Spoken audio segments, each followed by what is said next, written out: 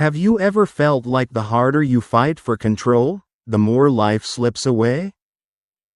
You plan, you push, you sacrifice, yet peace, success, and clarity always feel out of reach. The ancient Stoics knew the truth we keep forgetting. Real power isn't about controlling life. It's about mastering yourself. In the next few minutes, I'll share 12 timeless Stoic principles that will help you let go of stress, stop chasing, and start living with strength, peace, and purpose. Stay with me, because one idea from this video could change the way you face every challenge for the rest of your life. We grow up believing that control is the key to success.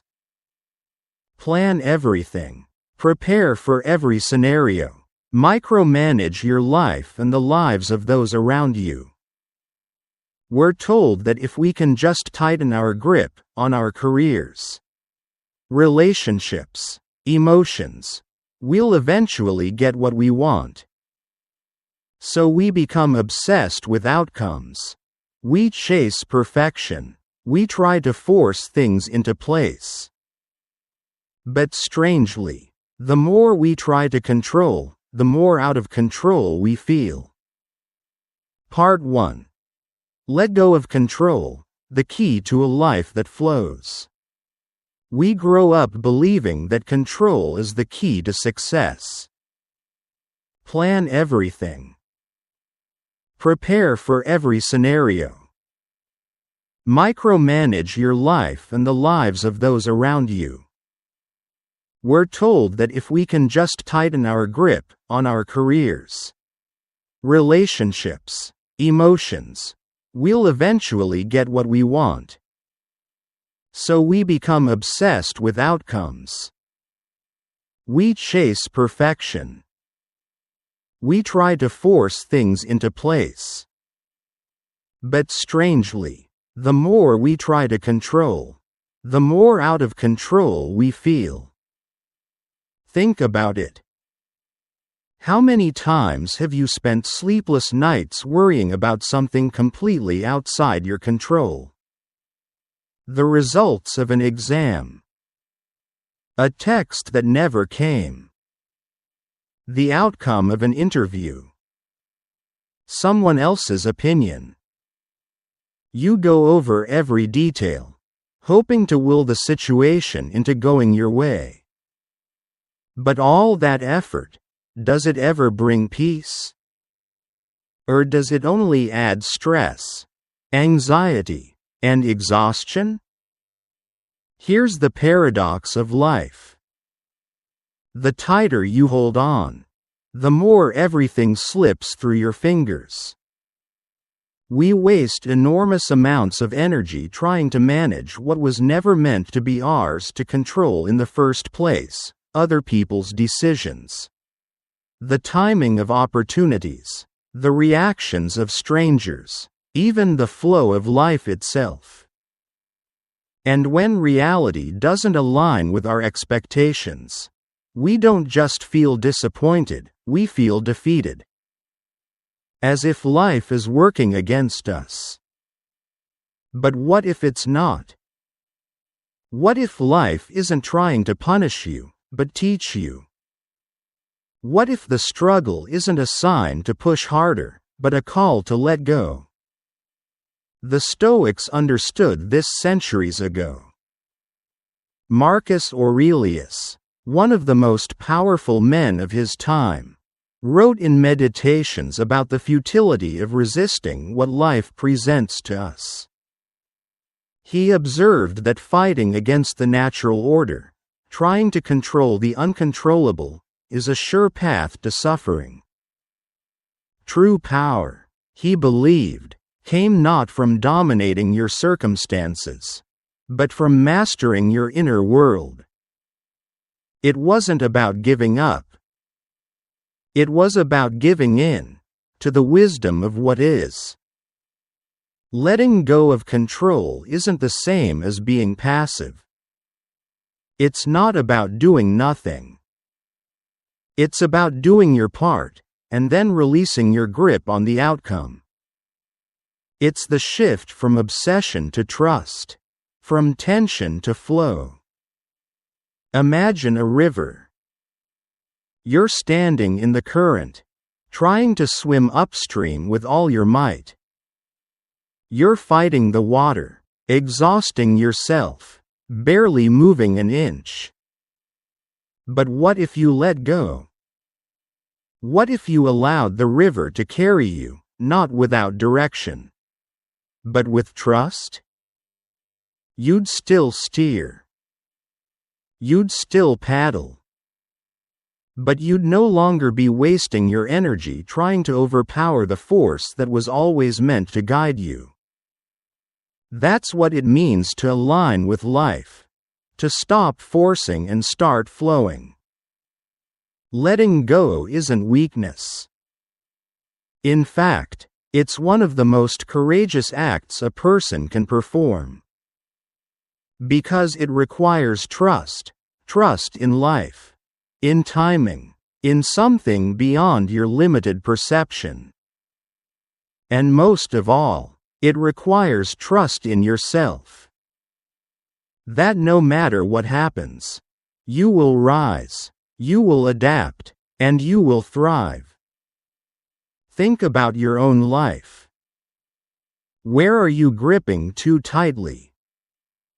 Is it in your career, forcing yourself down a path that no longer feels aligned?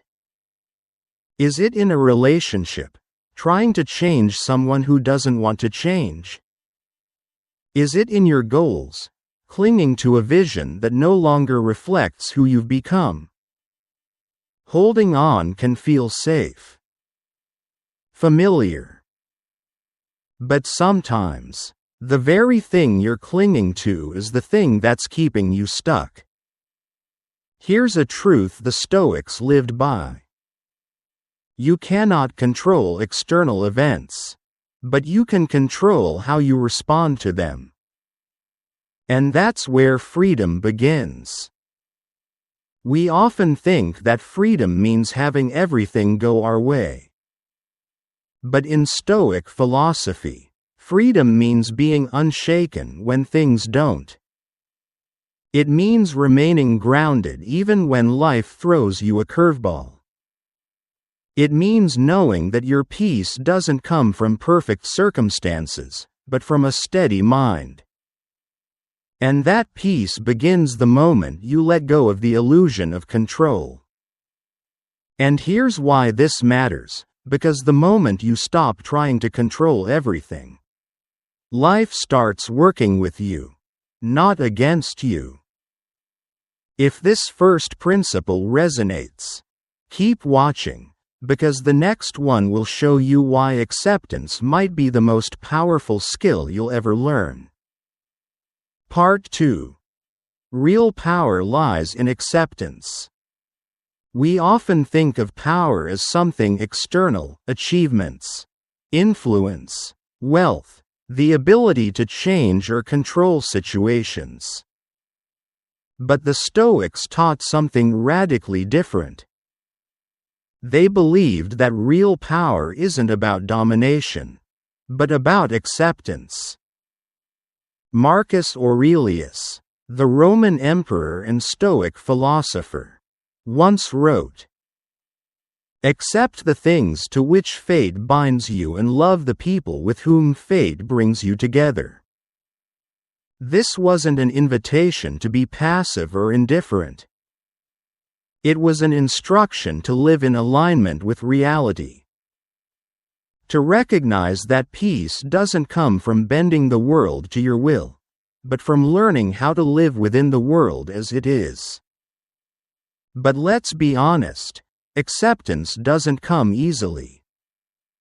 When life throws us something unexpected, a betrayal, a lost job, a missed opportunity, our first reaction is often resistance. This shouldn't be happening, we think. It's not fair. We tighten our grip, trying to fight against the wave that's already crashing. But in doing so, We only exhaust ourselves. That's the root of suffering, not the event itself, but our refusal to accept it. Epictetus, another great Stoic, explained this clearly. We suffer not from the events in our lives, but from our judgment about them. It's not the storm that breaks us, but our belief that there shouldn't be a storm. Think of a time in your life when something didn't go according to plan. Maybe you lost someone. Maybe a career path closed unexpectedly. Maybe you were rejected, disappointed, misunderstood. The pain you felt, was it purely from the event? Or was it from the gap between what happened and what you expected to happen? This gap, the space between reality and expectation, is where all suffering lies. Acceptance closes that gap. But acceptance doesn't mean liking everything that happens. It doesn't mean you have to smile through heartbreak or pretend you're okay with injustice. It simply means you acknowledge what is, without demanding that it be different. Let's take a simple example. The weather. If it rains on the day you planned a picnic, you can resist it. Complain. Get angry. Ask, why today? But will your protest stop the rain? Will your frustration dry the sky? Of course not. All that resistance does is ruin your peace. But if you accept the rain, adapt your plans, maybe find beauty in it, you remain centered. That's the difference acceptance makes. It doesn't change the rain, it changes you. Now apply that to something heavier: grief, failure, rejection. The more we say, "This shouldn't be happening," the more we lock ourselves in pain. But when we say, "This is happening, and I will face it," we begin to reclaim our strength. Acceptance is an act of courage. It says, "I may not have chosen this, but I will choose how to meet it." Marcus Aurelius faced personal loss, political chaos, and immense pressure during his reign. Yet his writings reflect an unshakable calm, not because life was easy, but because he refused to waste energy resisting what he couldn't change. He trained his mind to align with reality. In Meditations, he reminds himself, "You have power over your mind, not outside events. Realize this, and you will find strength." That's the heart of acceptance. Focusing your power where it actually matters. You can't control the traffic, but you can control your patience. You can't control someone's opinion of you, but you can control your integrity. You can't undo the past, but you can choose what it means to you today. When you accept what is, instead of endlessly wishing it were different, you free up massive energy that can now be used to grow, to heal, to act. Acceptance is not the end of effort, it's the beginning of wise effort. And here's the shift: when you stop fighting reality, you stop wasting energy on what you can't change, and start building on what you can. If this second principle resonates, stay with me. The next one will show you why focusing on the process might be the most freeing choice you'll ever make. Let's be clear. Acceptance doesn't mean resignation. It doesn't mean you stop trying to improve your life, heal your wounds, or chase your dreams. It simply means you stop fighting what has already happened. You stop demanding that reality be something it's not. And ironically, it's only when you stop resisting that you gain the clarity to respond powerfully. Imagine a sailor at sea. If he spends all his time cursing the wind for not blowing the way he wants, he goes nowhere. But if he accepts the wind's direction and adjusts his sails, he moves. Acceptance lets you navigate life, even when the wind isn't in your favor. So how can you cultivate more acceptance in your daily life? Here are a few practices. 1. Notice resistance in your mind.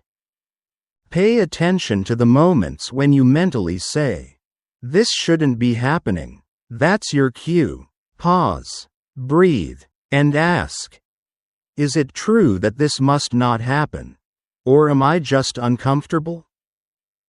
2. Practice yes to reality.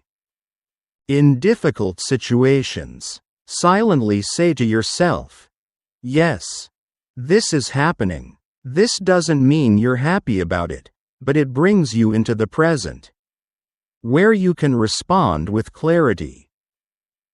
3. Shift from "why me" to "what now?" Instead of getting trapped in victimhood, move into agency. What can I do, given what's real? That one question can change everything. 4. Meditate on impermanence. Nothing lasts forever. Pain, joy, success, struggle. Remembering this helps you accept the highs and the lows with more grace. 5. Detach from outcome. Do your best, but let go of needing a specific result. Act with integrity. Leave the rest to life. Acceptance isn't about shrinking back. It's about standing tall in the middle of the storm and saying, "I will not be broken by this." It's the quiet strength of knowing you can face what is, without pretending, without running, without needing to control. And here's the beauty. When you stop resisting the moment, you finally start living in it. Acceptance is the gateway to peace. It doesn't change your circumstances, but it changes how you carry them. And sometimes, that's all the change you need. Part 3. Focus on the process, not the outcome. We live in a results-driven world. Everywhere you look, people are chasing something, a goal, a number, an image of success. From a young age, we're taught to aim high, to measure our worth by what we accomplish. And while ambition is not the enemy, obsession with results can be. When your happiness is tied solely to a specific outcome, you place your peace in something you cannot fully control.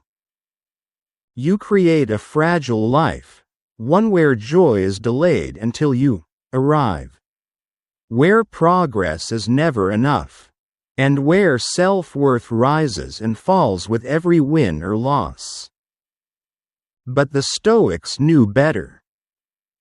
They understood that the only thing truly within your control is not the outcome, but your effort, your discipline, your mindset, the process. Epictetus said, "Make the best use of what is in your power, and take the rest as it happens." That's the essence of Stoic wisdom. Act with excellence, but release your attachment to how things turn out.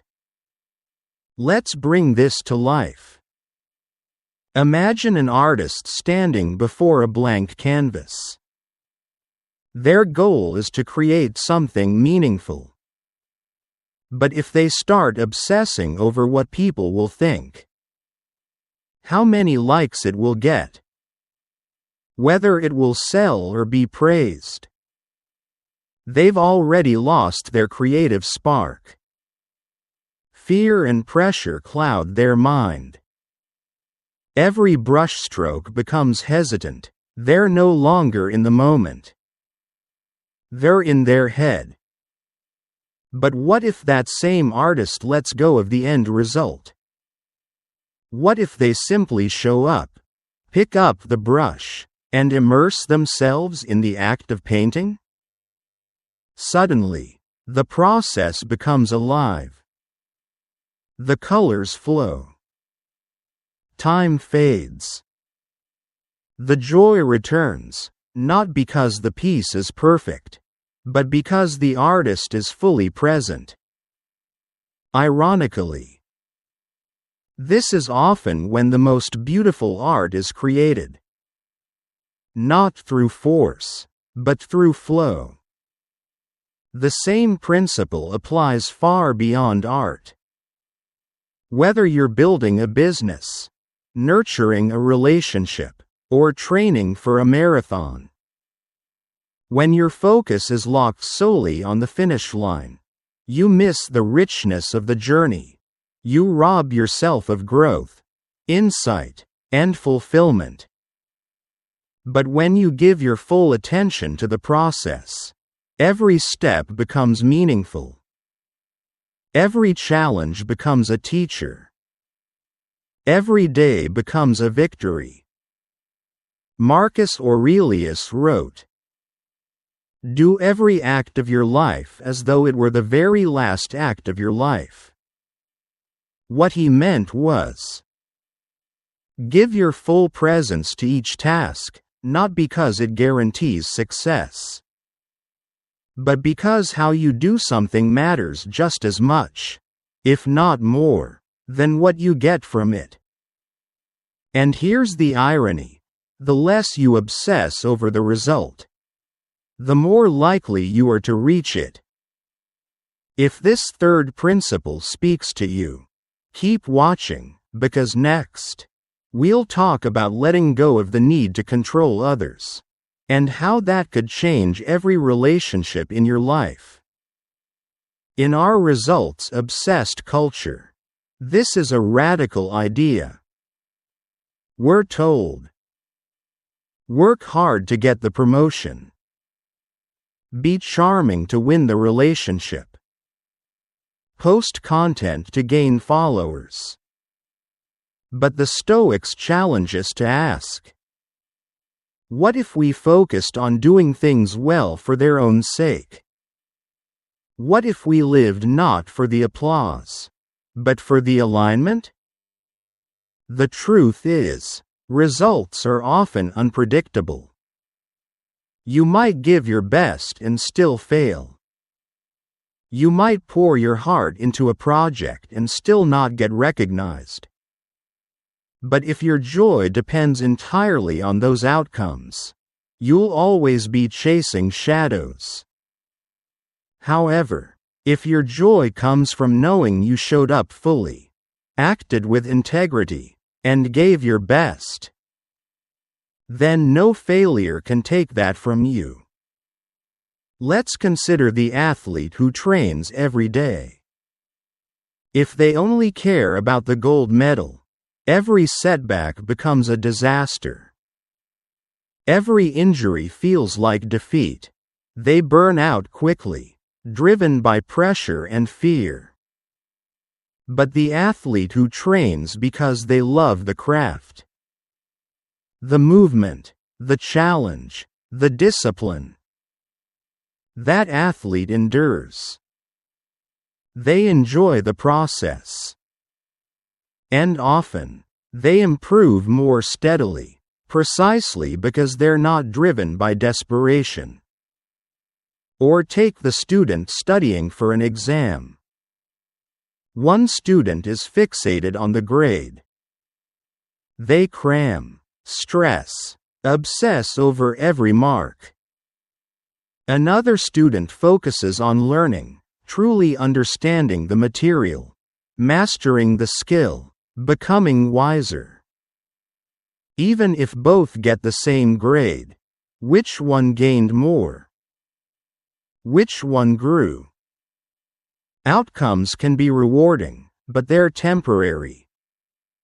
The process transforms you. The process builds you.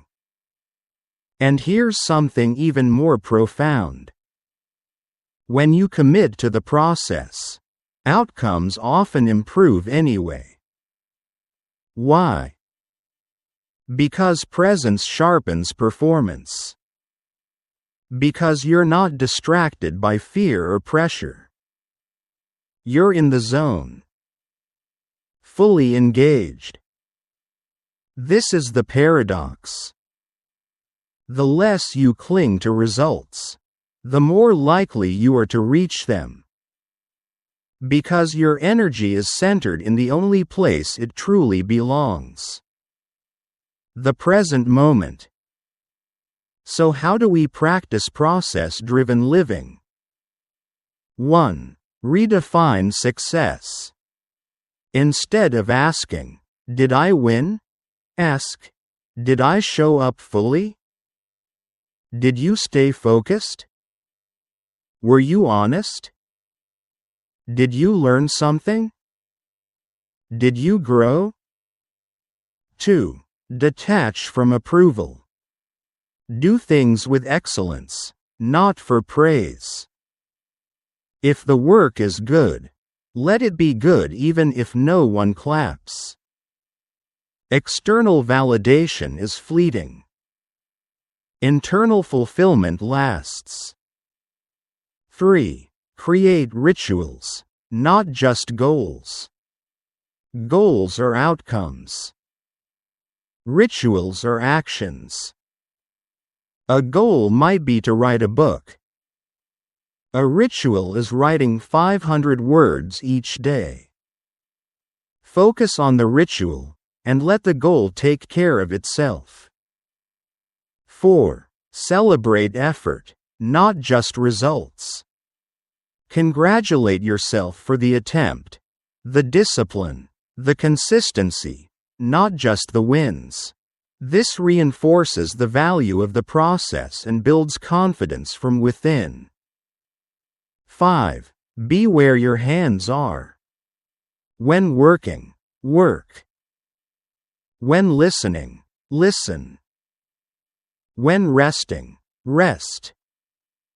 Presence is the secret ingredient to making every moment meaningful. Focusing on the process transforms how you experience life. You stop living in the future and start finding meaning in the now. You stop measuring your worth by what you've accomplished and start feeling proud of who you're becoming. The Stoics didn't fear failure because they didn't define themselves by success. They defined themselves by virtue, by how they showed up, how they responded, how they lived. That's the path to true freedom. In the end, the process is the only thing that's truly yours. The outcome will always be influenced by forces beyond your control. So make peace with that truth. Focus on what's in your hands. And trust that when you give yourself fully to the process, step by step, day by day, you're already winning. Part 4. Let go of the need to control others. Have you ever found yourself exhausted by someone else's behavior, wishing, hoping, or even begging them to change? Maybe you tried harder to please them. Maybe you argued, explained, or sacrificed parts of yourself, thinking if I just say the right thing or act the right way, they'll finally see, they'll finally be different. But they didn't. And you were left feeling drained, frustrated, or even powerless. Here's a liberating truth from Stoic philosophy. You can't change other people. You can only change how you respond to them. This doesn't mean giving up on people or relationships. It means giving up the illusion that you can control them. It means understanding that each person has their own mind, their own values, their own timing, and that trying to shape someone to fit your expectations is a battle you will never win. Marcus Aurelius wrote, "You always own the option of having no opinion." There is never a need to get worked up or to trouble your soul about things you can't control. And one of the most uncontrollable things in life is other people. We all carry a secret desire to be understood, loved, and treated with respect. That's natural. But this desire often morphs into something destructive when it turns into expectation, or worse, control. We expect others to behave a certain way, to meet our needs, to live according to our values. And when they don't, we feel disrespected or rejected. But ask yourself, is it truly disrespect, or is it simply difference? Is it rejection, or is it just reality not matching your script? You don't have control over how people think, feel, or act. But you do have full control over what you accept, what you allow, and how you carry yourself in response. Trying to control others is like trying to hold sand in a clenched fist. The harder you squeeze, the more it slips away. And here's the paradox: when you stop trying to control others, you often influence them more deeply. Let's say you're in a relationship, romantic, professional, or family, and someone constantly crosses boundaries. Maybe they speak disrespectfully. Maybe they never listen. You think, if I just explain it better, if I'm more patient, if I'm calmer, they'll get it. But weeks or months later, they're still the same. Why? Because awareness, growth, and change don't come from external pressure. They come from within. Just as no one can force you to change until you are ready, you can't force someone else to grow before their time. This is why boundaries are more powerful than control. Control says, "I'm going to change you." Boundaries say, "This is how I will act if this behavior continues." Control is rooted in fear. Fear of being hurt, misunderstood, or abandoned. But boundaries are rooted in self-respect, a calm declaration of what you will and will not tolerate.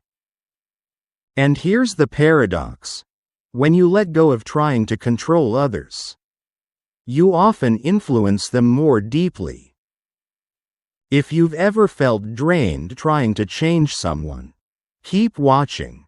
The next principle will help you redefine success in a way that puts your peace first. Think of a time when someone tried to force you to change. You probably resisted. But when someone modeled healthy behavior, calm confidence, and clear boundaries, you noticed. You may have even felt inspired.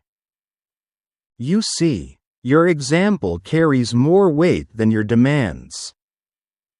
The Stoics taught that our energy is best spent refining ourselves, not reshaping others. Epictetus said, "Don't demand that things happen as you wish, but wish that they happen as they do." and you will go on well. This includes people. Don't demand that someone be who you want them to be. Accept them as they are, and choose your response accordingly. This doesn't mean tolerating toxic behavior. It means responding wisely. Let's look at a few practical shifts. 1. From reaction to reflection.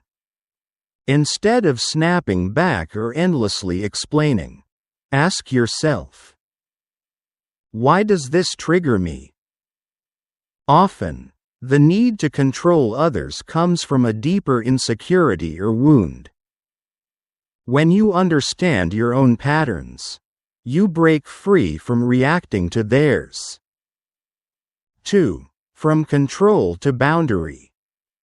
You can't force someone to be kind, but you can remove yourself from the conversation. You can't make someone respect your time, but you can stop overgiving it. Boundaries aren't ultimatums. They're self-respect in action. 3. From demand to detachment. What if, instead of demanding change, you detached from the outcome and focused on your peace? What if your inner world no longer rose and fell based on someone else's mood? That's power. That's freedom. Let's take a workplace example. Imagine you have a colleague who constantly takes credit for your work.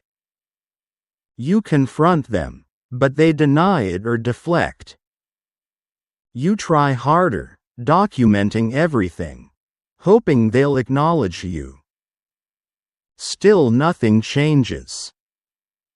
Now pause. Ask, what can I control here? You can't make them honest, but you can speak up in meetings. You can document your contributions clearly for supervisors. You can choose how much interaction you allow. You can either stay and act wisely or leave. But trying to change them? That's wasted energy. Now let's turn to personal relationships. Maybe you have a loved one who refuses to communicate. They shut down during conflict. You try to fix them. You send long messages. You initiate every talk. But nothing moves. At what point do you realize their silence is not yours to solve? Let go of trying to make them open up. Instead, you can choose transparency. You can state your truth. You can choose whether this dynamic is something you're willing to continue. Not with anger, with clarity. It's not your job to rewrite someone else's story. The most powerful relationships come from mutual willingness, not one-sided effort. Letting go of control doesn't mean becoming cold or indifferent. It means choosing peace over force, clarity over conflict, self-respect over exhaustion. And here's something beautiful. When you stop trying to control others, you make space for authentic connection. You give people the freedom to show up as they are, and yourself the power to respond from strength. You are not responsible for other people's growth. You are responsible for your own. And that is enough. Part 5. Redefine success. What does success look like to you? For many, the image is sharp and specific: graduate by a certain age, land a dream job, make 6 figures, buy the house, start a family, retire early. It's a checklist, a timeline, a map with clear turns and milestones. And we're told that if we follow this path exactly, if we work hard, stay disciplined, and never stray, success will be guaranteed. But life rarely moves in straight lines. In truth, success is not a rigid destination. It's not a final stop at the end of a perfect road. It's a winding journey, full of detours, delays, breakdowns, and breathtaking views you never expected to find. And if you're clinging too tightly to how you think things should unfold, you may be missing the success that's already happening around you. The Stoics understood this deeply. They didn't define success by wealth, fame, or public applause. They defined it by virtue, by character, and by how aligned your actions are with your core values. Marcus Aurelius said, "Look well into thyself. There is a source of strength which will always spring up if thou wilt always look." In other words, the measure of your life isn't found in external rewards. It's found within you. But society rarely teaches us this. We're taught to measure our worth by achievements. We compare timelines. We panic if we fall behind. We think, by this age, I should already be there. And when things don't go according to plan, when that relationship ends, the business fails, or the job doesn't come, we spiral into self-doubt. We whisper, "I'm behind," or worse, "I've failed." But what if failure is just life redirecting you towards something better? But have you? What if that job you didn't get was protecting you from a path that would have led to burnout? What if that heartbreak redirected you toward deeper self-love? What if the delay wasn't a denial, but a divine pause for you to become who you needed to be? Success, when viewed rigidly, becomes a trap. You become so obsessed with chasing the one door you imagined opening, that you ignore the 5 others quietly unlocking nearby. You see, true success isn't always loud. It doesn't always come with a promotion, a spotlight, or a crowd cheering you on. Sometimes, success is subtle.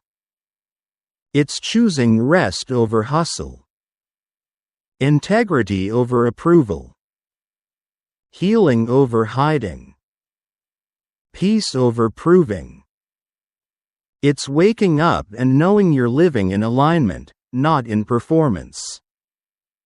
Take, for example, someone who built their entire identity around a single dream. Becoming a world-class athlete, a renowned entrepreneur, or a famous artist. They push. They sacrifice. And when life throws them a curveball, an injury, a market crash, a moment of doubt, they panic. Not just because the goal is threatened, but because their worth was tied to the outcome. But the person who sees success as a path, not a point, adapts. They pivot. They learn. They keep moving forward, not because they abandoned the dream, but because they understand that success evolves. It breathes. It grows with you. Here's the truth. Success is not something you chase. It's something you align with. When you're fixated on a narrow definition of success, you can become blind to opportunities that don't match your plan, but could be exactly what you need. That business idea that failed? It might teach you everything you need to thrive in your next venture. That person who walked away. They may have freed you to meet someone more aligned with your soul. The Stoics would tell you to focus not on the external result, but on the internal compass guiding your actions. Seneca once said, "Luck is what happens when preparation meets opportunity." But how can you recognize opportunity if you're too focused on how things should look? Success, in its truest form, is the ability to adapt with purpose. To wake up and ask, am I living with integrity? Am I learning, even if it's hard? Am I acting in alignment with my values? If the answer is yes, you are already succeeding. If redefining success feels freeing, stay with me. The next principle will show you how acting from purpose, not fear, can change the way you live every day. And here's the paradox: the more you focus on this kind of success, the more visible results often follow. Why? Because you become magnetic, clear, grounded. You stop chasing, and you start creating. Let's imagine two people walking through life. The first is obsessed with a timeline. They believe success only exists in one form. Every deviation feels like a failure. Every delay brings panic. Their journey is filled with pressure, shame, and fear. The second sees success as a journey of becoming. They have goals, but they're not attached to the timeline. When things shift, they adjust. They stay curious. They stay open. And most importantly, they stay present. Who do you think lives with more peace? Who do you think sees more opportunities? Exactly. So how can we begin to redefine success in our own lives? 1. Let go of comparison. Other people's timelines are not yours. Your path is unique. Stay in your lane. Trust its pace. 2. Define success by your values. What truly matters to you? Is it freedom? Creativity? Connection? Live from that space, and measure yourself by how well you embody those things. 3. Detach from rigid expectations. Set goals, yes. Dream big. But hold your plans loosely. Life may have a better idea. Be willing to pivot without losing your purpose. 4. Celebrate growth, not just results. Did you stretch yourself? Did you learn something? Did you stay true to your values? Then you grew. And that's success. 5. Trust the detours. Some of life's best chapters begin as unexpected plot twists. Don't be so focused on your plan that you miss the miracle in the mess. Remember this: success is not a finish line, it's a way of traveling. It's not about what you accumulate, but who you become. And it's not measured in applause, but in alignment. So take the pressure off. Redefine what success means to you. And walk your path, not with panic, but with presence. You just might find that what you once thought was failure was simply life redirecting you toward something even better. Part 6. Act from purpose, not fear.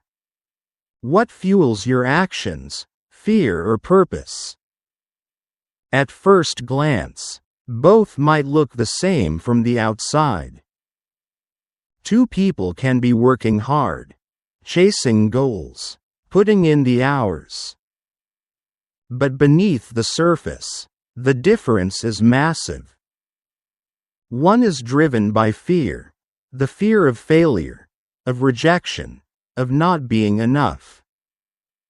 The other is powered by purpose, a deep sense of clarity, confidence, and direction. The energy behind your actions matters more than the action itself.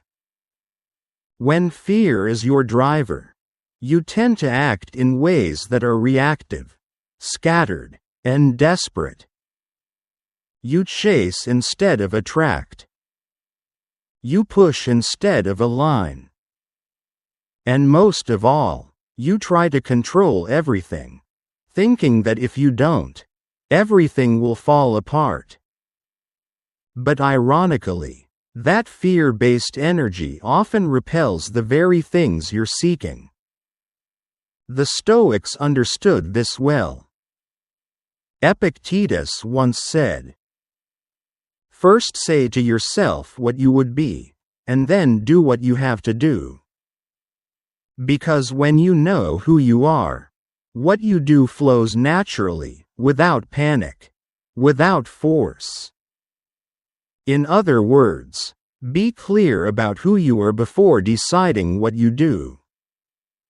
Because when you know who you are, your actions become anchored.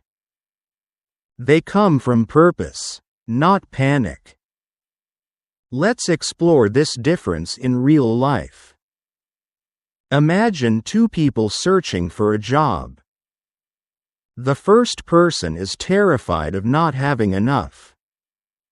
They're desperate to feel secure. So they apply to dozens of jobs they don't even want, send rushed emails, panic at every delay, and feel personally crushed by each rejection. Their energy is scattered, anxious, and rooted in fear. The second person knows their strengths. They've taken time to reflect on what matters to them. They apply with intention. They prepare thoroughly, but don't obsess over every detail. They walk into interviews with calm, knowing that if it's meant for them, it will happen. Same goal. Different energy. Very different outcomes. Why? Because fear makes you chase. Purpose helps you attract. Fear whispers, "What if I lose?" Purpose says, "I know what I'm building." Fear says, "I'm not enough."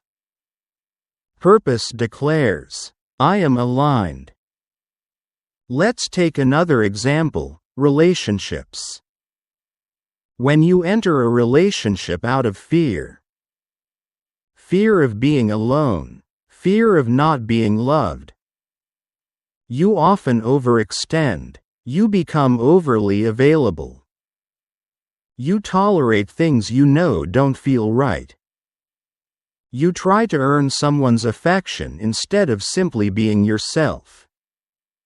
And that desperation creates imbalance. But when you act from purpose, you bring self-respect into the relationship. You know what you value. You're open to connection, but not dependent on it. You give with love, not neediness. And that energy is magnetic. People can feel the difference between someone acting out of fear and someone living from purpose. One pulls you in. The other pushes you away. Now ask yourself, where in my life am I acting from fear? Is it in your career, constantly hustling for approval? Is it in your personal life, avoiding conflict because you fear being disliked? Is it in your goals, chasing things you don't even want, just because you're afraid of standing still? Here's the truth. When fear leads, life feels like a fight. When purpose leads, life becomes a flow. Acting from purpose doesn't mean you'll never feel fear. Purpose doesn't erase doubt. But it gives you something stronger to hold on to. If you're ready to lead with purpose, keep going. The next principle will show you why patience might be your greatest advantage. It gives you a reason to move forward, even when you're uncertain. Think of a tree with deep roots. When the wind blows, it bends, but it doesn't break. That's what purpose does for your life. It grounds you. It helps you weather the storms without losing your center. So how do we begin to shift from fear to purpose? 1. Get clear on your why. Before you act, ask, why am I doing this? If the answer is fear of missing out, being judged, or not being good enough, pause. Reflect. What would this action look like if it came from love, clarity, or growth instead? 2. Visualize the person you want to become. Don't just set goals. Envision the character behind those goals. How does that person think, move, speak? Let that vision guide your behavior. Not because you're trying to prove something, but because you're choosing to grow. 3. Slow down. Fear is frantic. Purpose is patient. When you find yourself rushing decisions, jumping from one thing to the next, take a step back. Breathe. Create space to act deliberately, not impulsively. 4. Detach from the outcome. Purpose isn't about guaranteeing a result. It's about showing up in the right spirit. Focus on doing your best. Let go of the rest. Success built on fear will never feel safe. But success built on purpose will always feel right. 5. Act even when fear is present. You don't have to wait until you're fearless to act with purpose. Courage isn't the absence of fear, it's moving forward despite it. When fear shows up, thank it for trying to protect you. And then let purpose take the wheel. Let's be clear. Fear isn't always the enemy. It can alert you to danger. It can reveal insecurities that need healing. But it should never be the master of your life. At best, it can ride in the passenger seat while your deeper purpose drives. The Stoics didn't deny fear, they rose above it. They taught that external events are out of our control, but our internal response is always within reach. You get to choose. Do I act from fear? Or do I act from who I want to become? That question alone can reshape your decisions. your habits, and ultimately, your life. Because the truth is, actions fueled by fear may bring quick results, but they rarely bring lasting peace. But actions grounded in purpose build not only results, but a legacy. When you act from purpose, you no longer scramble to prove your worth. You live it. You don't need to impress the world. You're too busy becoming who you're meant to be. Fear tries to rush you, pressure you, or paralyze you. Pause. Breathe. And choose to move, not from panic, but from purpose. That's where real power lives. Part 7. The Power of Patience. In a world obsessed with speed, patience feels like a forgotten virtue. We want fast results, instant feedback, overnight success. We tap, we scroll, we refresh, trained by technology to expect everything now. And when life doesn't respond at the same pace, we grow frustrated. We wonder if we're doing something wrong, or if maybe, just maybe, we're being left behind. But what if the delay isn't punishment? What if it's preparation? The Stoics understood something we tend to forget: anything truly valuable takes time to grow. Wisdom, strength, discipline, purpose. These things are not delivered in an instant. They are cultivated slowly, through effort, through setbacks, and most of all, through patience. Because without patience, you may quit in Chapter 2, unaware that Chapter 6 is where the breakthrough lives. Imagine a tree. You plant the seed. You water it. You tend to it. But no matter how much effort you give, you can't force it to grow faster. You can't pull at the leaves or stretch the branches and expect fruit to ripen overnight. If you do, you damage it. The only thing you can do is nurture it, trust the process, and wait. Your growth is no different. We often look at people who seem successful and think they made it quickly. But beneath their visible achievements is usually a long, silent journey, filled with doubt, detours, and invisible work. And the reason they grew so strong? Patience.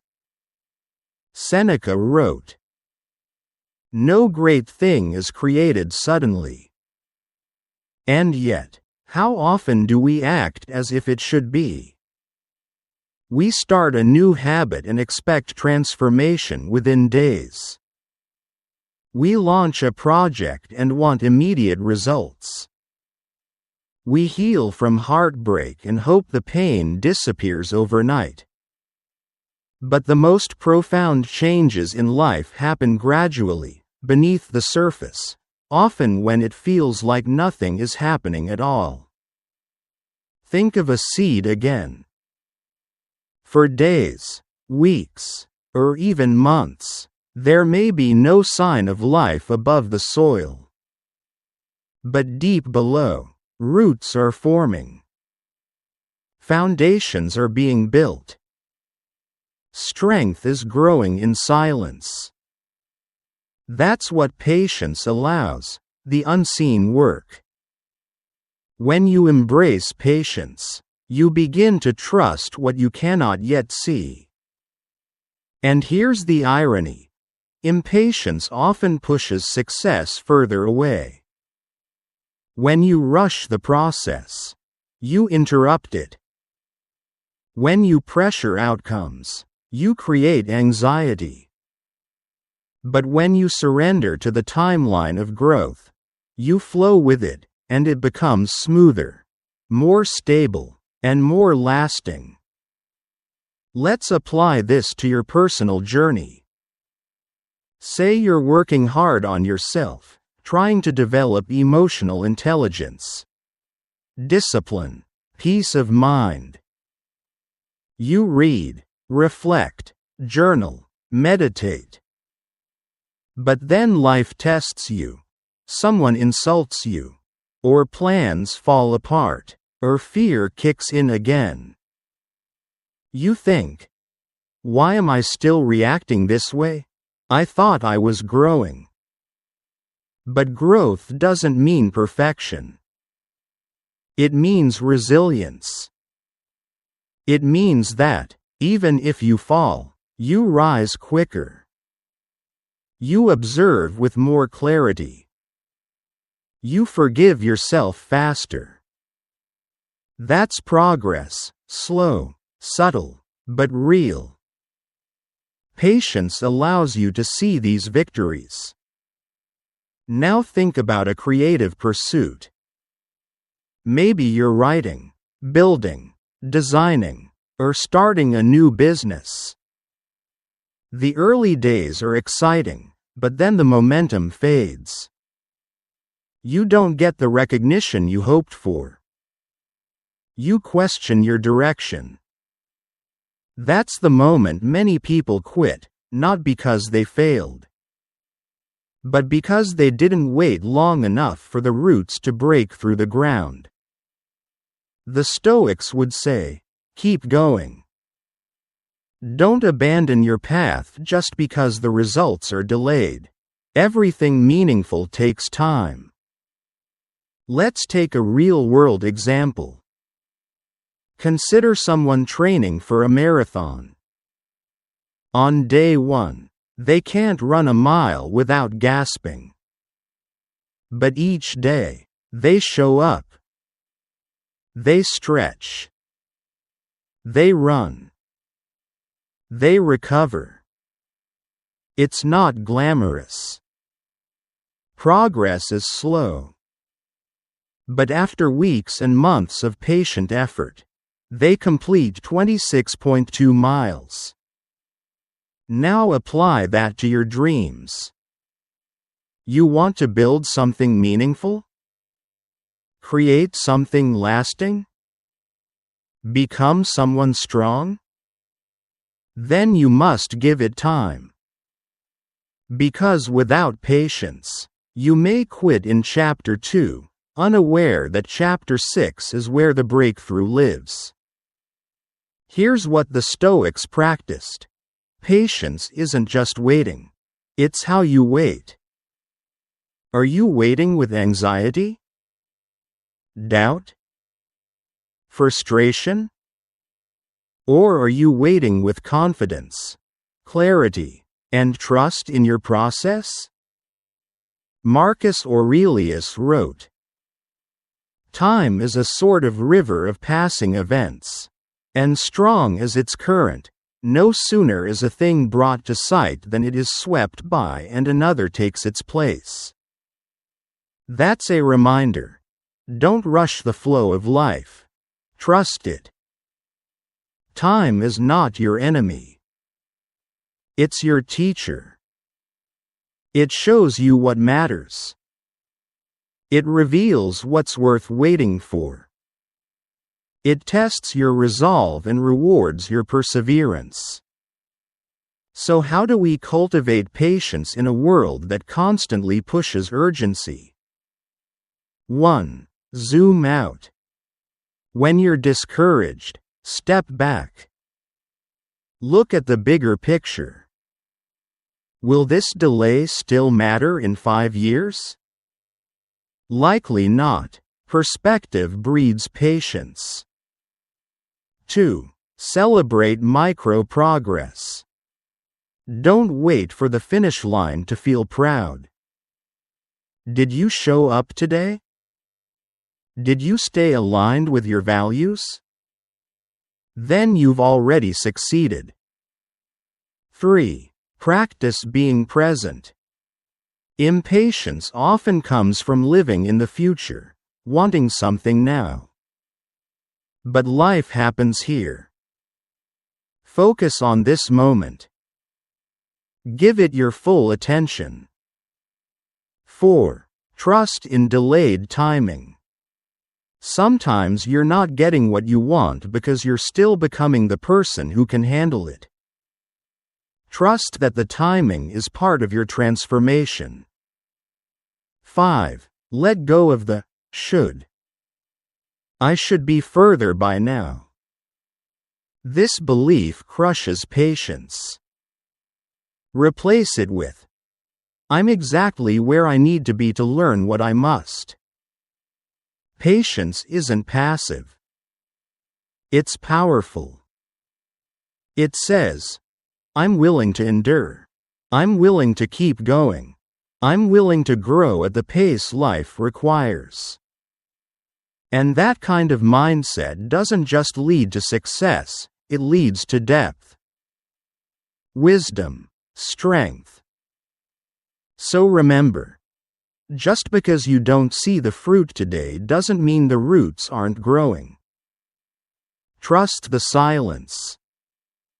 Trust the slow days. Trust the detours. And above all, trust yourself. Because when you're patient, you don't just wait. You become. Part 8. An abundance mindset attracts opportunity. Have you ever noticed that some people seem to attract success, happiness, and meaningful relationships effortlessly, while others struggle endlessly, even when they're working just as hard? It's not always about skill, talent, or luck. Often, it comes down to one subtle but powerful difference: their mindset. Specifically, whether they're living from a mindset of abundance or scarcity. A scarcity mindset sees the world as limited. It says, there's never enough. Not enough time. Not enough money. Not enough love. Not enough opportunities. People with this mindset often compare themselves to others, feel constantly behind, and live in fear that they're missing out or falling short. An abundance mindset, on the other hand, operates from a place of gratitude, trust, and sufficiency. It says, what I have is enough, and more is on its way. Because the more you believe there's enough for you, the more you notice the opportunities you used to miss. This kind of thinking doesn't mean settling for less. It means seeing life through a lens of possibility, instead of lack. And here's the paradox: when you truly believe that you have enough, you naturally begin to attract more. The Stoics deeply understood this principle long before modern psychology put words to it. Epictetus said, "Wealth consists not in having great possessions, but in having few wants." He wasn't telling us to abandon goals or dreams. He was showing us that true fulfillment doesn't come from accumulation, but from perspective. Because no matter how much you achieve, if you're always focused on what you don't have, you'll never feel secure. But when you learn to appreciate what is, you open yourself to even more of what could be. Let's look at how this plays out in real life. Imagine two people walk into the same room. The first walks in feeling unworthy. They look around and immediately think, everyone here is smarter than me, better looking, more successful. They hold back. They don't initiate conversation. Their energy feels guarded and self-conscious. The second walks in with a quiet sense of enoughness. They're not comparing or competing. They trust their value and stay present. Their energy feels open, warm, and confident. People gravitate toward them, not because they're loud, but because they're grounded. Now, who's more likely to walk away with new connections, opportunities, or unexpected blessings? Exactly. Your energy creates your reality. Scarcity repels. Abundance attracts. Think about how you speak, internally and externally. Do you often say things like, "I'm not good enough. I'll never catch up. There's no opportunity for someone like me"? These thoughts might feel true, but they're not facts, they're filters. And your brain, like a loyal assistant, will keep finding evidence to support them. Now imagine replacing those thoughts with, "I have something unique to offer. My timing is perfect for me. Opportunities are everywhere. I just need to be open." Suddenly, your posture changes. Your choices shift. You show up differently. And as a result, so does the world around you. It's not magic. It's perception. What you focus on grows. Let's look at this through the lens of gratitude. Gratitude is one of the fastest ways to move from scarcity to abundance. Why? Because it immediately brings your attention to what's already working. It shifts your inner dialogue from "not enough" to "more than enough." You stop obsessing over what's missing and begin appreciating what's present. And that shift does something powerful. It changes your emotional state. It reduces anxiety. It builds resilience. It creates confidence, not the kind that shouts, but the kind that radiates. Think about a musician. One approaches their craft with fear. The industry is too competitive.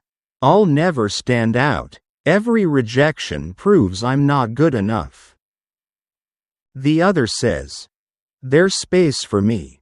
I'm here to grow." Each "no" is refining me for the right "yes."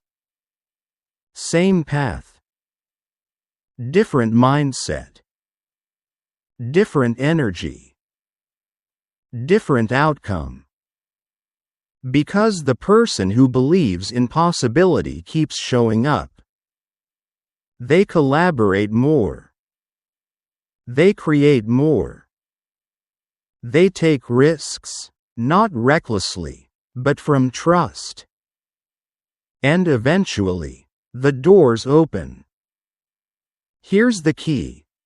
Abundance isn't about ignoring reality. It's about expanding what you see. You don't deny the challenges.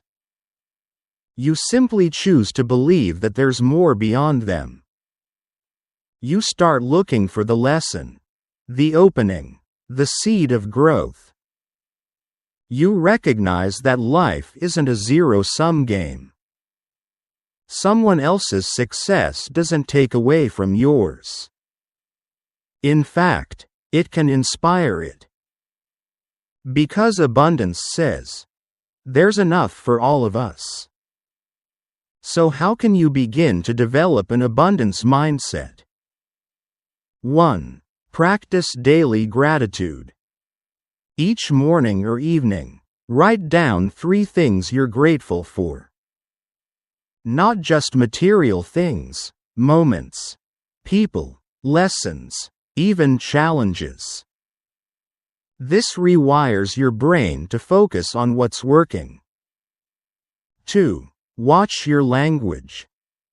Start paying attention to your inner dialogue. Shift from phrases like, "I'll never," to, "I'm learning to," or, "This is preparing me for." 3. Celebrate others.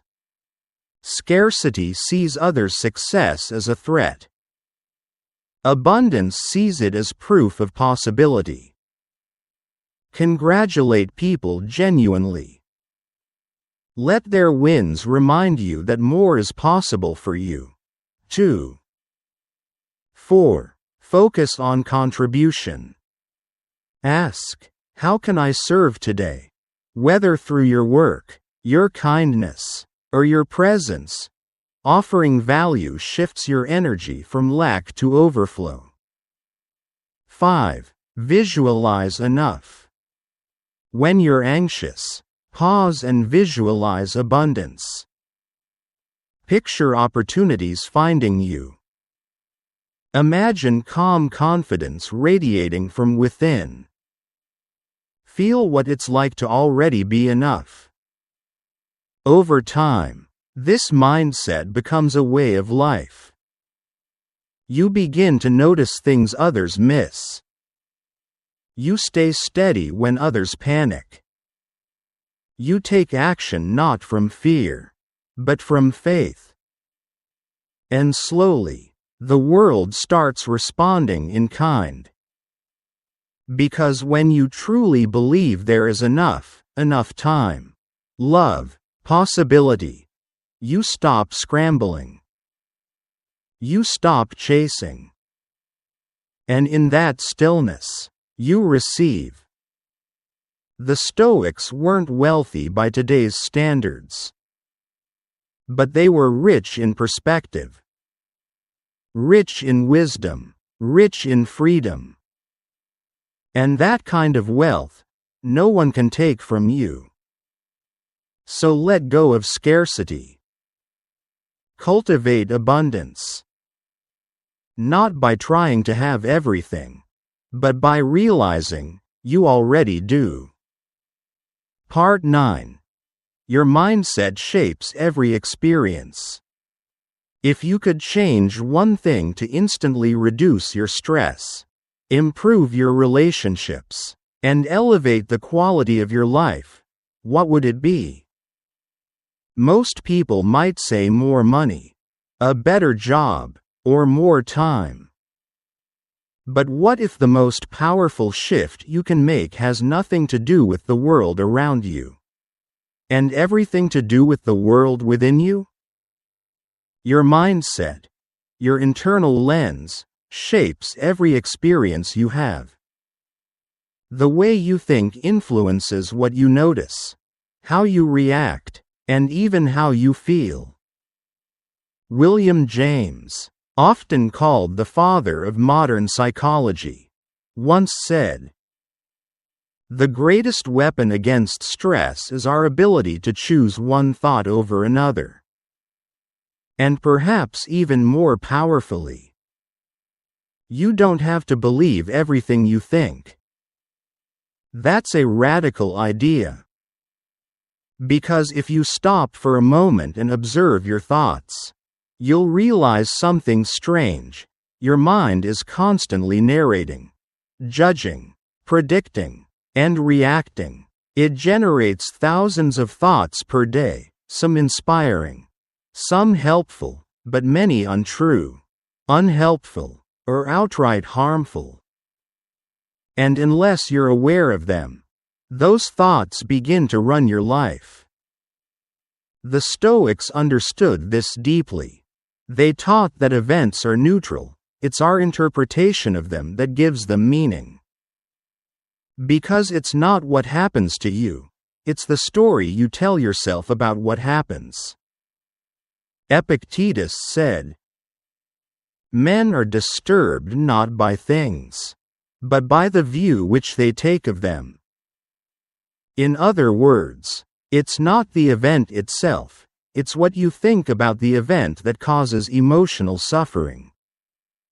The moment you change your interpretation, you change your entire experience, even if the facts stay the same. Imagine you're walking down the street and someone bumps into you without apologizing. One person might instantly think, "How rude, people have no respect anymore."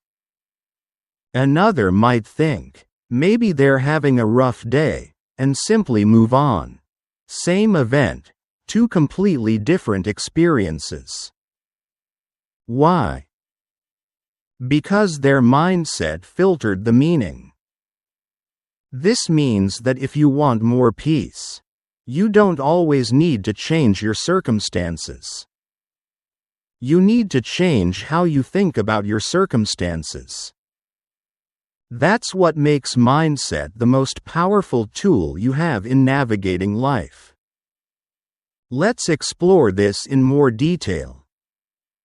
Say you're facing a setback, maybe you didn't get the job you wanted, or a project failed, or someone criticized you. A reactive mindset might instantly spiral. "I'm not good enough. This always happens to me.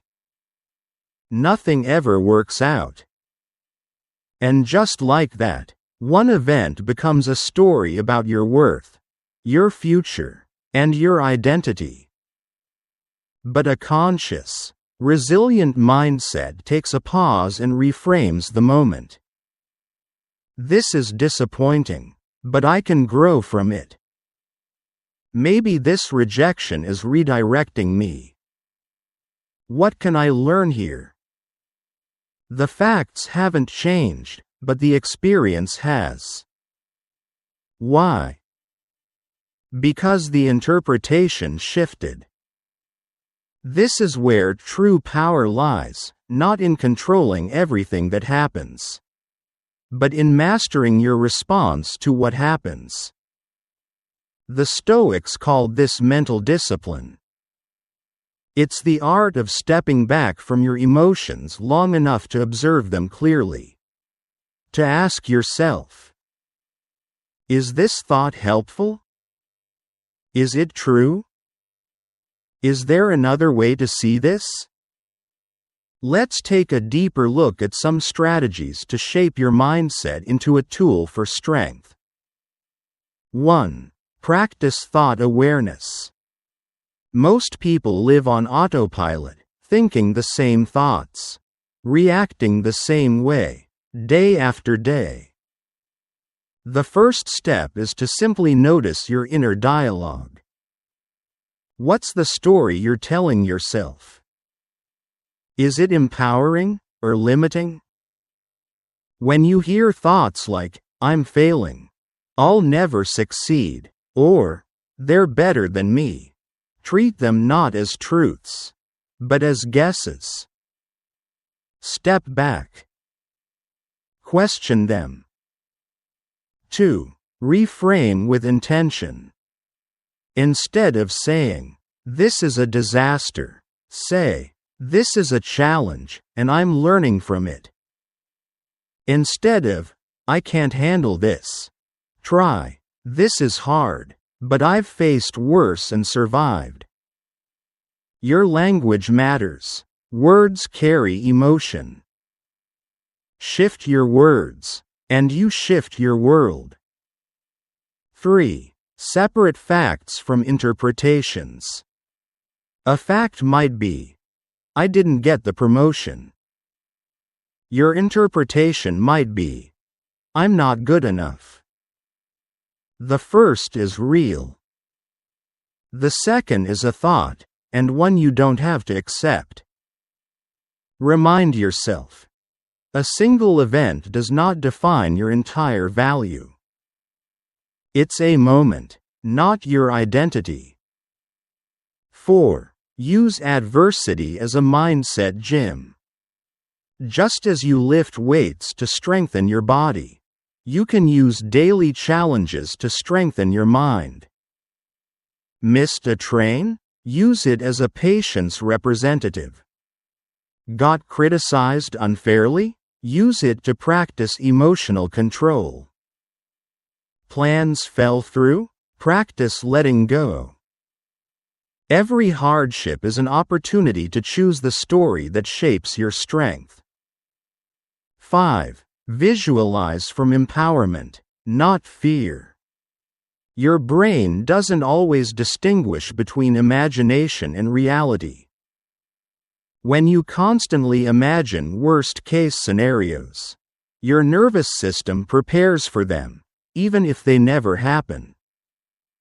Try visualizing success instead. See yourself staying calm, making wise decisions, adapting under pressure. This trains your brain to expect stability, not panic. 6. Anchor yourself in present reality. Often, our minds create stress by projecting into the future or replaying the past. But peace only exists in one place, the present. Ask yourself, what's true right now? Not what might happen. Not what once happened. But right here, right now, what's real? Usually, you'll find that this moment is more manageable than your mind made it seem. Here's the truth. You can't always control your first thought, but you can choose your second. You can step in and redirect. You can replace the thought that hurts you with one that heals you. If you want to strengthen your mind even further, stay with me. The next principle will reveal how stillness can bring you back to the present moment and restore your clarity. You can move from self-pity to self-leadership, from chaos to clarity.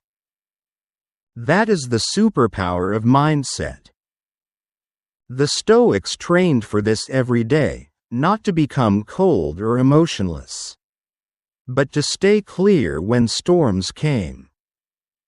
They knew that peace doesn't come from a perfect life, it comes from mental mastery. You get to choose what you believe.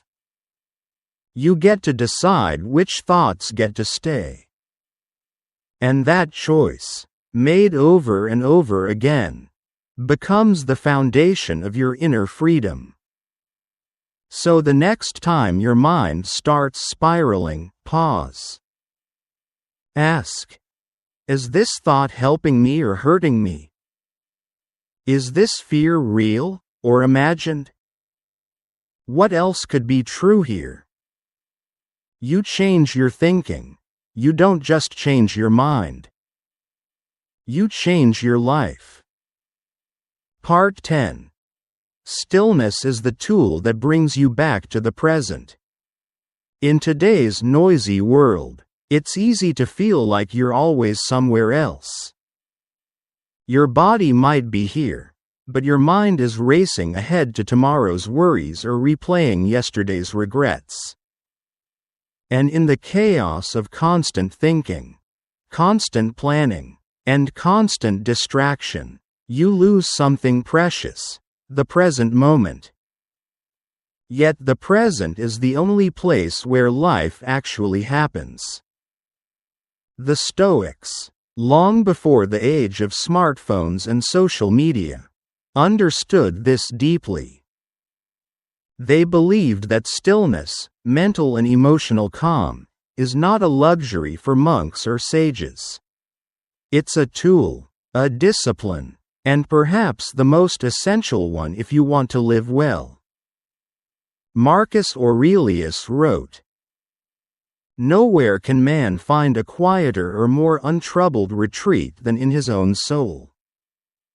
Because when you learn to return to stillness, you learn to return to yourself. This inner stillness isn't about having an empty schedule or retreating to a mountaintop. It's about creating space within yourself, space to breathe, to see clearly, to connect with what matters now. Because here's the truth.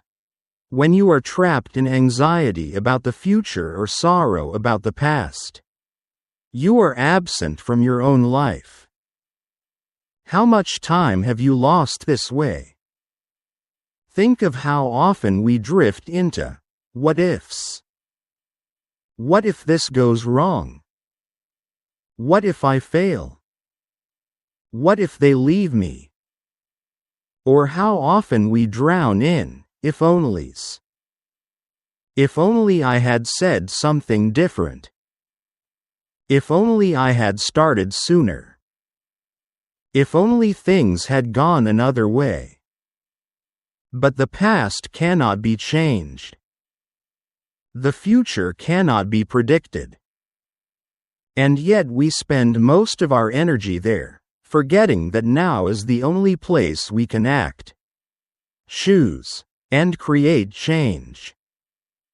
Stillness brings you home to the present.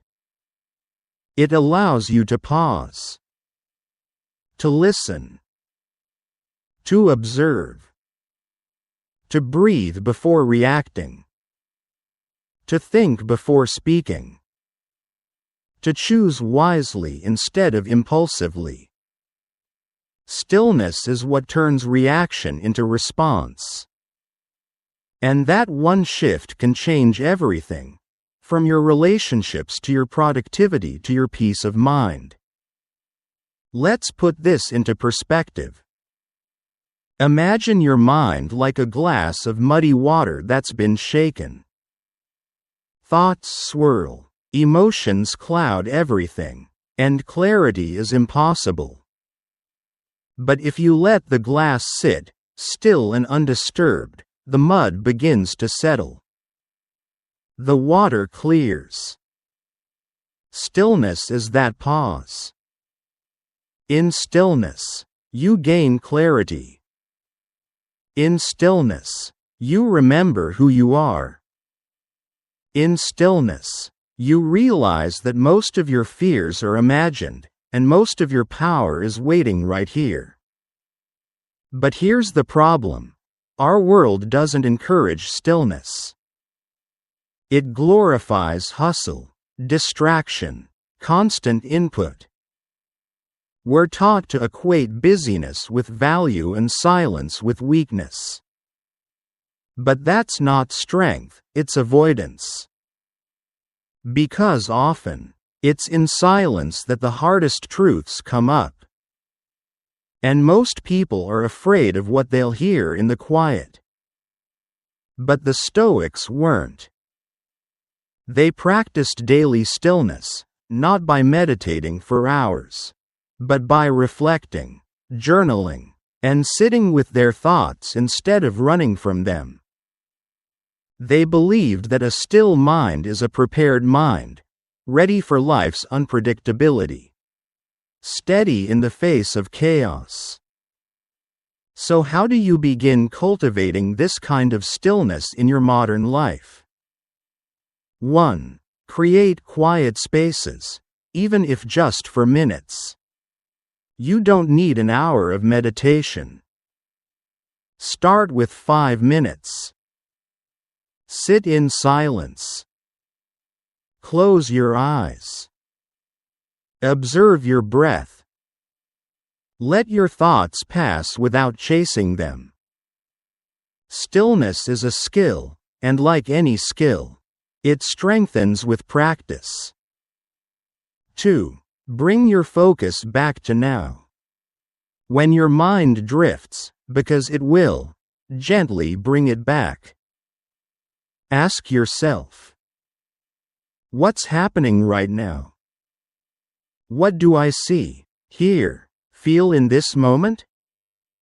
This is mindfulness in action, not escaping the moment, but returning to it. 3. Pause before reacting. The next time someone irritates you, or a plan falls apart, don't rush into reaction. Pause. Take a breath. Ask, is this worth my peace? Stillness creates a space between trigger and response, and in that space, your wisdom grows. 4. Disconnect to reconnect. Take breaks from screens, notifications, and noise. Even a walk without your phone, or 5 minutes of looking out the window in silence, can reset your nervous system and re-anchor you in the present. 5. Journal your thoughts to clear your mind.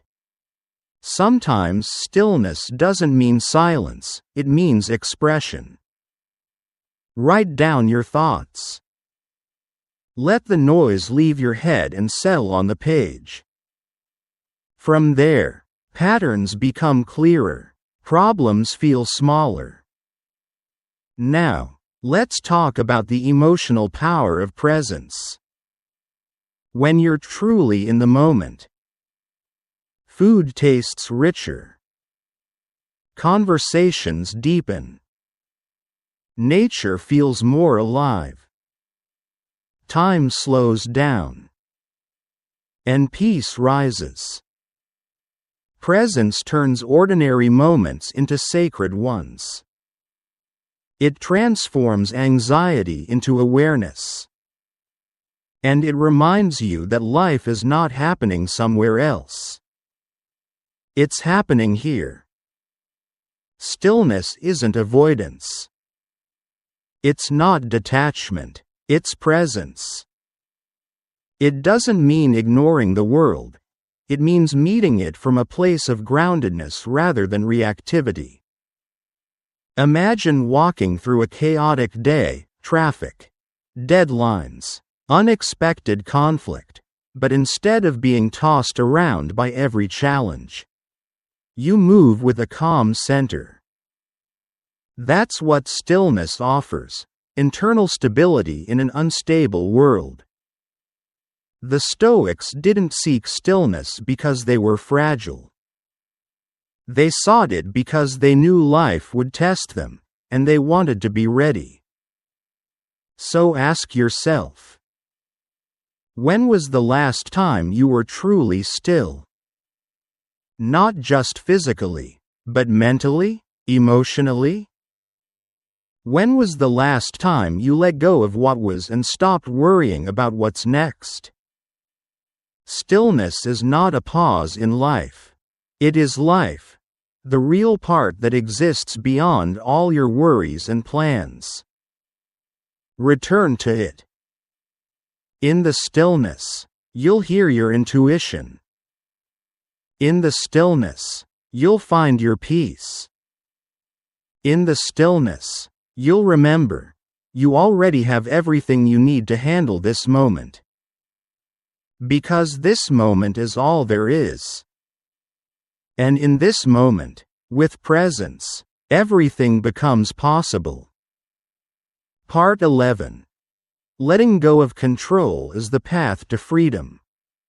At some point in life, we all fall into the same illusion. The more we control, the safer we'll feel. We try to control people's opinions. We try to predict every outcome. We try to force the future into a shape that comforts us. We convince ourselves that if we can manage every detail, we'll finally feel free, free from chaos, free from disappointment, free from fear. But here's the paradox: the more we try to control, the less free we become. Because control isn't freedom. Control is fear wearing a mask. The Stoics understood this timeless truth. Epictetus, once a slave and later one of history's most influential philosophers, taught a principle that still holds power today. Freedom is the only worthy goal in life. It is won by disregarding things that lie beyond our control. Because the moment you stop trying to control everything, you free yourself to truly live. This wasn't about giving up or becoming passive. It was about discerning wisely, knowing what to hold onto and what to let go of.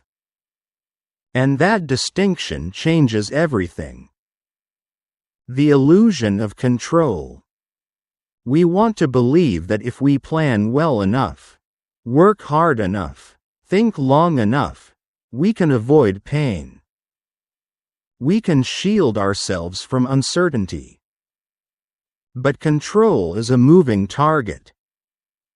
Life constantly shifts. People change. Markets fluctuate. Emotions rise and fall. And every attempt to micromanage life tightens the grip around your peace of mind. Think about it. How much energy have you spent trying to control what someone else thinks of you? How often have you replayed a conversation in your head, rewriting it 100 times, just to feel less vulnerable? You weren't protecting yourself. You were trapping yourself in mental exhaustion. True freedom doesn't come from controlling outcomes, it comes from releasing the need to control them. The wisdom of letting go. Letting go doesn't mean you stop caring. It means you stop suffering over things that aren't yours to carry. It means you invest your time, energy, and focus into what is within your domain, your thoughts, your attitude, your decisions, your behavior. You can't control whether people like you. You can't control if the world always treats you fairly. You can't control how every situation unfolds. But you can control your response. You can choose to stay calm when others are reactive. You can choose integrity when others choose manipulation. You can choose peace, even in uncertainty. And that choice, that freedom, is only available to those who have released the burden of controlling everything around them. The burden we carry. Control feels comforting until it becomes suffocating. Imagine walking through life with a heavy backpack. Inside are all the things you're trying to manage, your career outcomes, other people's feelings, future events, your reputation, your past mistakes. The bag gets heavier. Your steps get slower. You start to confuse exhaustion with responsibility. But what if you stopped? What if you opened that bag, examined its contents, and said, "This doesn't belong to me. This is outside my power. I can let this go." The moment you release what you were never meant to carry, you stand taller. You breathe deeper. You move freely. That's what letting go of control feels like. Control versus responsibility. There's a vital difference between control and responsibility. Control demands certainty. It thrives on anxiety. Responsibility, however, is rooted in presence. It asks, what can I do right now, with what I have, in the best way I know how? Control is fear. Responsibility is freedom. The Stoics didn't ignore their responsibilities. They were disciplined, focused, and grounded. But they refused to tie their happiness to external outcomes. They accepted what they couldn't change, and gave their best to what they could. Freedom through surrender. Letting go isn't a weakness. It's an act of inner strength. It says, I trust myself to adapt. I trust life to unfold as it must. I no longer need to grip everything tightly in order to feel secure. Think of a river. When you fight the current, you exhaust yourself and go nowhere. But when you surrender, not in defeat, but in wisdom, you allow the water to carry you where you're meant to go. That's the essence of freedom. Not drifting aimlessly, but trusting the flow while steering your own inner compass. How to practice letting go of control. If this mindset feels new or difficult, you're not alone. Letting go is a skill. It takes intention and daily practice. But the peace it brings is more than worth it. 1. Start with awareness. Catch yourself when you're clinging too tightly. Ask, is this something I can truly control? If the answer is no, release your mental grip. 2. Shift your focus inward. Redirect energy from outcomes to effort. From the future to the present. From what's out there to what's within you. 3. Practice mental surrender. Repeat to yourself, I let go of what I cannot control. I focus on what I can. Make it a daily mantra when stress builds. 4. Accept the unknown. Not everything needs an answer today. Let the future arrive on its own time. Focus on showing up with presence now. 5. Honor your boundaries. You may not control others' behavior, but you can control how close you allow it to get. Letting go also means saying no when necessary. Real freedom lives within. The more you try to control life, the more it controls you.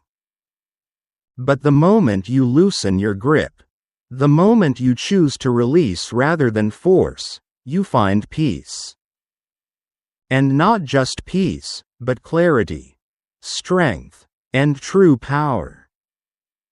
The Stoics didn't seek freedom in riches, power, or praise. They found it in inner mastery, in the ability to remain unmoved by chaos, centered in storms, and clear-headed in confusion. You don't need to control everything to be free. You only need to know what's yours to hold. And have the courage to let go of the rest. Part 12. True power comes from within, not external results. What if success wasn't something you earned, but something you embodied? What if real power wasn't found in titles, wealth, or recognition, but in your ability to live aligned with your truth, act with purpose, and stay calm in the face of chaos? We've been conditioned to chase outcomes, grades, promotions, followers, validation. From childhood, we're taught to measure our worth by what we achieve. But the Stoics taught something radically different. External results are fleeting.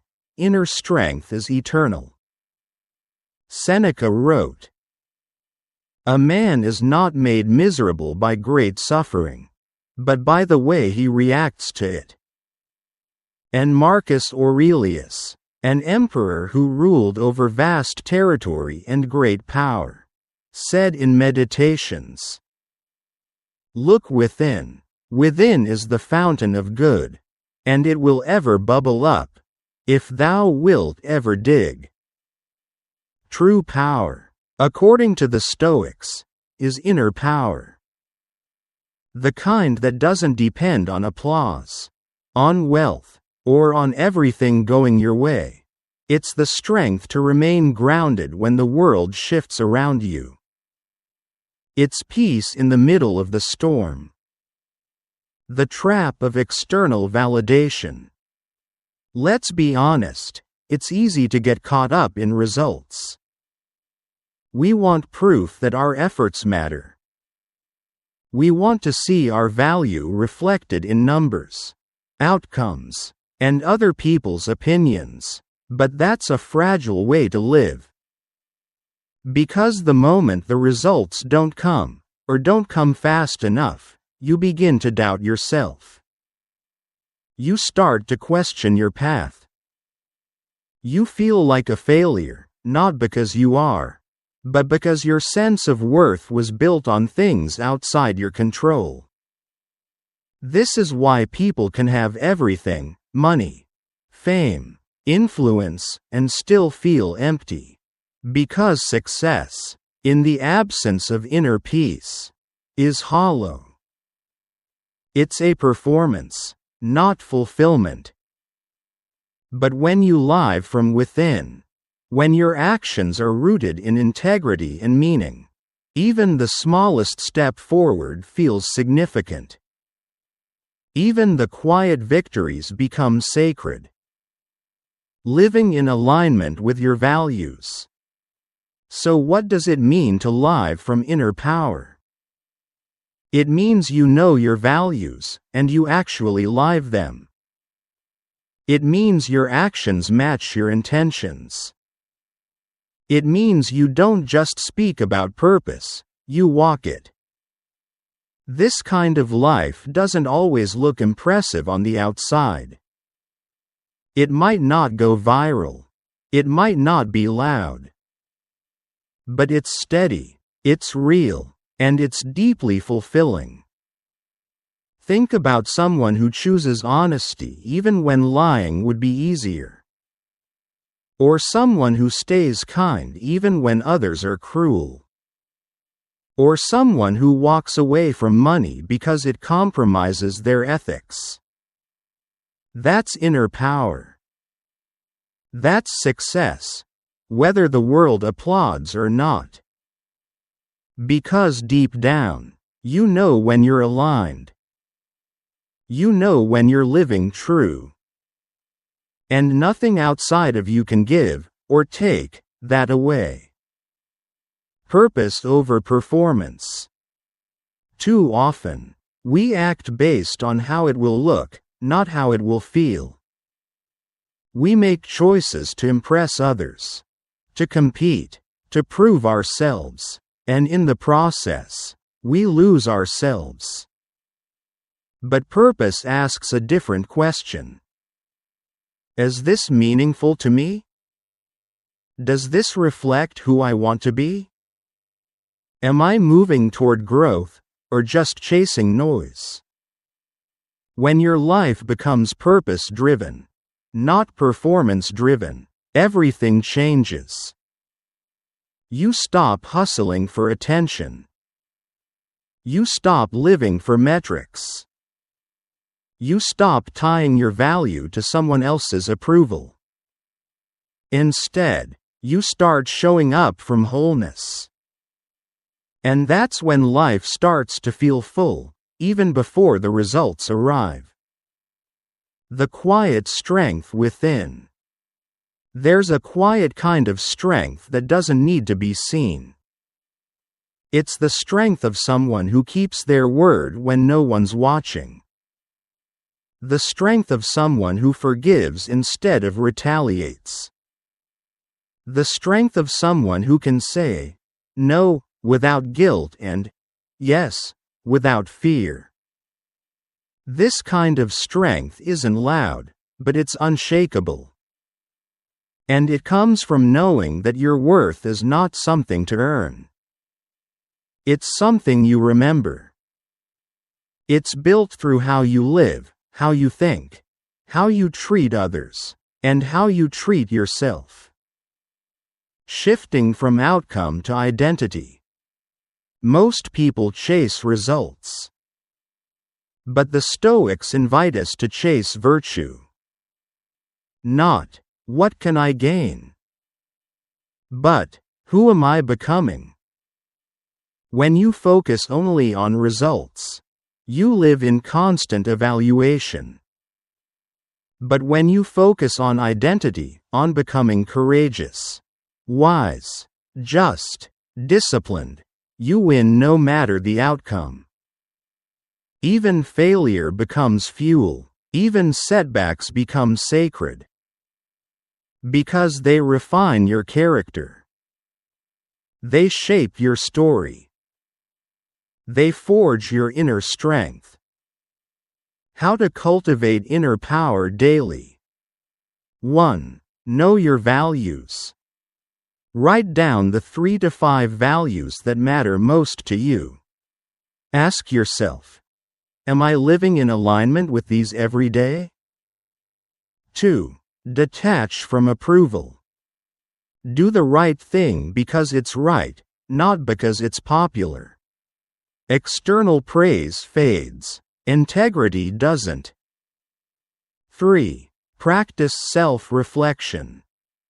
Each night, ask yourself, did I act with purpose today? Did I stay true to my values? Where can I grow tomorrow?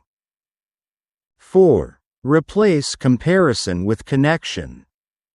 Stop measuring your success against others. Connect to your own journey, your timing, your truth. 5. Celebrate internal wins. Applaud yourself for choosing growth. For being kind when it was hard. For setting a boundary. For staying patient. These are real victories. The Stoic measure of success. To the Stoics, success wasn't about applause or acquisition. It was about self-mastery. It was about being calm when provoked, brave when afraid, grateful when lacking, loving when hurt. That is what made a person powerful. And when you live that way, not chasing, not performing, but standing grounded in who you are, you become unshakable. Because even if life strips away your titles, your possessions, your external achievements, your peace, your purpose, your power remain. They live within you. And that's a kind of success the world can't measure, but your soul can feel. We often think life changes through grand events, winning the lottery, falling in love, landing the dream job. But the deepest transformations are quiet. They happen in the mind. In the still moments when no one is watching. In the pauses between thought and action. What you've just explored isn't a typical self-help checklist. It's not a quick fix. It's a blueprint for internal revolution. 12 timeless principles, drawn from ancient Stoic wisdom, designed not to help you escape life, but to help you meet it, face it, and rise above it. And if you've made it this far, something inside you is already shifting. Let's take a moment to remember what we've walked through together. You've learned that the tighter you grip life, the more it resists. That real flow begins when you stop trying to control everything and start trusting the process. You've discovered that acceptance isn't weakness, it's wisdom. The power to say, "This is what is, and I will face it." You've shifted your gaze from results to process, realizing that fulfillment lives not in the finish line, but in the act of showing up every day, with integrity and presence. You've let go of the exhausting need to change others, and instead turned inward, reclaiming your power through boundaries and emotional maturity. You've redefined success, not as a rigid destination, but as a journey of becoming, one that honors detours and celebrates growth. You've explored the difference between acting from fear and acting from purpose. You've chosen intention over desperation. You've embraced patience, learning that great things, like strong trees and wise souls, cannot be rushed. They unfold in their own time. You've seen how an abundance mindset doesn't just shift your perspective, it transforms your life. Because when you believe in enough, you begin to attract more of what truly matters. You've learned to guard your mind like a sacred space. To choose which thoughts get to stay. To stop believing every whisper of doubt and start creating a mental environment rooted in strength, clarity, and resilience. You've discovered the gift of stillness, not as absence, but as presence. In the quiet, you've found the doorway back to the now, the only place where life is real and action is possible. You've learned that letting go of control is the gateway to freedom. That trying to control everything steals your energy, but trusting yourself gives it back. And finally, you've been reminded of the ultimate truth. Real power isn't out there, it's in here. It's in how you live, how you think, how you walk through life when no one is applauding. When you live from your values, act with intention, and protect your inner peace, you've already succeeded. So now, the question is not, did this video inspire me? The real question is, what will I do with this? Because insight without action is just noise. You don't need to master all 12 principles in a day. You don't need to be perfect. That's not the point. The path of the Stoic is not about becoming a statue of calm. It's about becoming a human of depth, flawed, but grounded. Confused at times, but clear in your direction. You fall, and then you rise, again and again, each time stronger. Wiser, quieter, sharper. You begin to see life differently. You respond rather than react. You walk into storms with stillness in your chest. You stop chasing what was never meant for you, and you start becoming who you were always meant to be. That's the quiet revolution this philosophy offers. Not a life without problems, but a life where you're no longer broken by them. A life where you become the calm in the chaos, the light in the confusion, the clarity in the noise. If just one idea today gave you a moment of clarity, hit the like button. It tells YouTube this message matters, and it helps more people find it. If you know someone who's gripping too tightly, who needs to remember their own power, share this video with them. You might give them exactly what they've been searching for. And if you want more Stoic wisdom, more reminders to stay grounded when life gets loud, subscribe now and turn on the bell. This is just the beginning. Before you go, comment below. Which Stoic principle will you start applying today? Your answer might inspire someone else reading. Remember, you don't have to control life to be free. You just have to master your response to it.